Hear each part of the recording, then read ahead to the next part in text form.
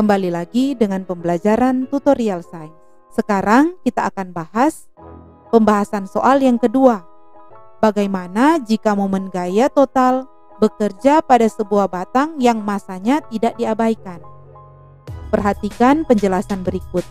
Diketahui sebuah batang homogen mempunyai massa 3 kg. Di bagian ujungnya diberi beban sebesar 2 kg. Sementara ujung yang satu ini bertindak sebagai poros. Tentukanlah A. Momen gaya total pada titik tumpu, dan yang kedua B. Kemanakah arah batang berputar? Untuk menjawab soal ini, mari perhatikan penjelasan berikut. Diketahui batang homogen dengan titik tumpu, kita misalkan titik tumpu ini A dengan massa 3 kg. Jadi massa batang ini tidak diabaikan, massa batangnya adalah 3 kg. Berdasarkan gambar dapat kita peroleh informasi pada batang dikerjakan gaya ke atas sebesar 280 Newton. Dan gaya ini terletak 5 cm dari poros.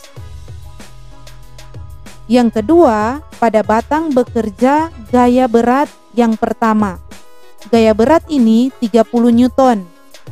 Didapat dari besarnya berat dari batang tersebut. Karena masanya 3 kg, maka berat batang adalah 30 Newton. Didapat dari massa kali gravitasi. 3 dikali 10 diperoleh 30 Newton. Mungkin ada yang bertanya, mengapa untuk berat berada di tengah-tengah batang? Jadi, jika massa batang tidak diabaikan atau beratnya tidak diabaikan, massa batang atau berat batang terletak di bagian tengah sebagai titik massa atau pusat massa atau titik beratnya. Jadi setiap benda yang homogen, titik berat atau pusat massanya terletak di bagian tengah dari benda tersebut. Maka dituliskan untuk berat benda adalah 30 Newton tepat di tengah-tengah batang. Yang ketiga, pada batang juga dikerjakan berat yang lain pada ujungnya. Digantungkan benda dengan massa 2 kg. Massa 2 kg berarti beratnya 20 Newton. Beban ini diletakkan sejauh 40 cm dari poros atau titik tumpu. Nah, mari kita jawab untuk pertanyaan yang pertama. Berapakah momen gaya total pada titik tumpu tersebut?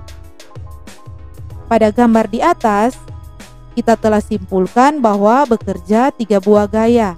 Yang pertama adalah gaya F, yang kedua adalah gaya beratnya yang berada tepat di tengah-tengah batang, dan yang ketiga adalah benda yang digantungkan pada ujung yang lain, benda dengan massa 2 kg atau berat 20 Newton.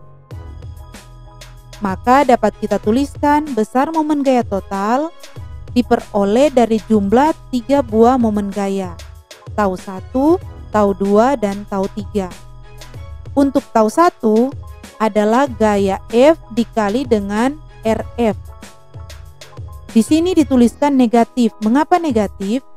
Jika kita perhatikan gaya dari F ini, jika gaya dikerjakan ke atas, maka benda akan berputar berlawanan arah jarum jam, sehingga dituliskan negatif F. Yang kedua, untuk momen gaya 2 adalah momen gaya akibat dari berat benda pada pusat massanya, yaitu W 30 Newton, dikalikan dengan jaraknya terhadap titik tumpu. Dan yang ketiga adalah gaya yang diakibatkan oleh berat beban yang digantungkan pada ujung ini, dikali dengan jarak dari beban ini terhadap titik tumpu atau poros. Maka dapat kita tuliskan besarnya gaya F adalah 280 Newton, negatif 280, dikali dengan jarak dari gaya tersebut terhadap poros. Karena jaraknya 5 cm, maka jika diubah dalam meter adalah 0,05. Ditambah dengan besar momen gaya 2, yaitu besarnya gaya W pada pusat massa 30 Newton dikali dengan jarak dari gaya tersebut terhadap poros, yaitu 20 cm. Kita tuliskan 0,2 meter.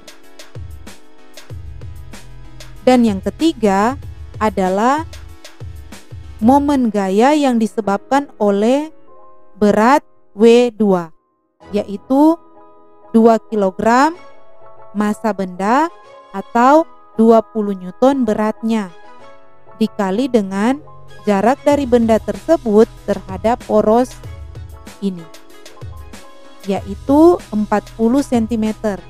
Dapat kita tuliskan 0,4 meter.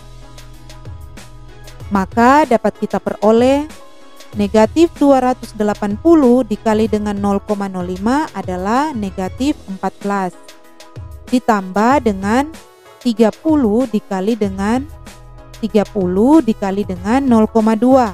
diperoleh 6. Dan 20 dikali dengan 0,4 diperoleh 8. Berdasarkan hasil tersebut, kemudian kita jumlahkan untuk memperoleh besar momen gaya total. Negatif 14 ditambah 6 ditambah dengan 8. Maka besar momen gaya total yang dialami batang tersebut adalah 0 Newton kali meter. Berdasarkan hasil ini, dapat kita simpulkan untuk jawaban bagian B. Kemanakah arah batang berputar? Kesimpulannya, batang tidak berputar atau tidak bergerak karena besar momen gaya total yang diperoleh adalah 0 Newton dikali meter. Itulah penjelasan tentang momen gaya total pada benda dengan massa tidak diabaikan. Mudah bukan? Semoga penjelasan ini bermanfaat bagi kita semua yang sementara belajar dari rumah.